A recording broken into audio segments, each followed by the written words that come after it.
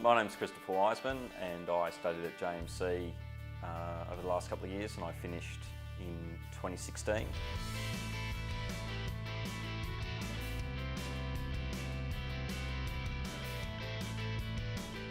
Since then I've been working around town here in Melbourne, doing a lot of work with bands. I've done a couple of EPs, a couple of singles in good studios and out of my place. I've also got a day job doing corporate audio, so that allows me to get a hell of a lot of experience with a lot of gear in a really wide variety of venues, and working with a lot of public speakers and entertainers and artists who get booked for high profile events that you normally wouldn't get a chance to meet in the studio. I think the favourite thing for me at JMC was the variety of lecturers that you got to meet over the course. Like every subject had almost a different lecturer. Maybe you saw the same guy twice, but in a different context. You got the benefit of their experience. Like some of these guys have been around music for 10, 20, 30 years in some cases. And it wasn't just, here's the textbook, read that chapter and we're going to do an assignment on it. You could ask them any question about the topic at hand. And across the full suite of people that were teaching the course, everybody had something to add to your knowledge bank. Well, I worked as a professional musician for about 10 or 15 years, touring Australia and around the world. And I got into arranging and I guess composition. I was doing a lot of band management and logistics as well. I often found myself in studios or performing, and I didn't have what I thought was enough technical knowledge about the engineering process. There was always an engineer in the room and they were always playing with buttons and tweaking things, and I didn't have the vocabulary to explain what I was thinking, or how to express a particular result that I was after. So I looked at the JMC course, and rather than studying it as somebody who wanted to be an engineer, I studied it as a producer that wants to work in the studio with a much deeper understanding of engineering, theory and practical.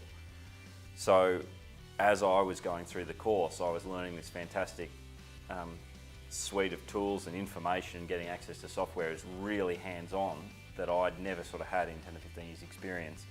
So now when I find myself in the studio, I've got a much better background to draw on or to develop from the engineering perspective that helps me be a much better producer working with artists or bands. I love working with engineers, but it's now possible for me to use the same vocabulary, or to have moments where it's just me and an artist, and I can run a session myself. Now I can do a lot of the basic stuff without having to fumble around or call people or check stuff on the internet. I can run a studio by myself. But more importantly, it makes me so much more efficient in the studio working with another engineer. There's been a couple of EPs that I've done. The last one for a band called Sienna Wild.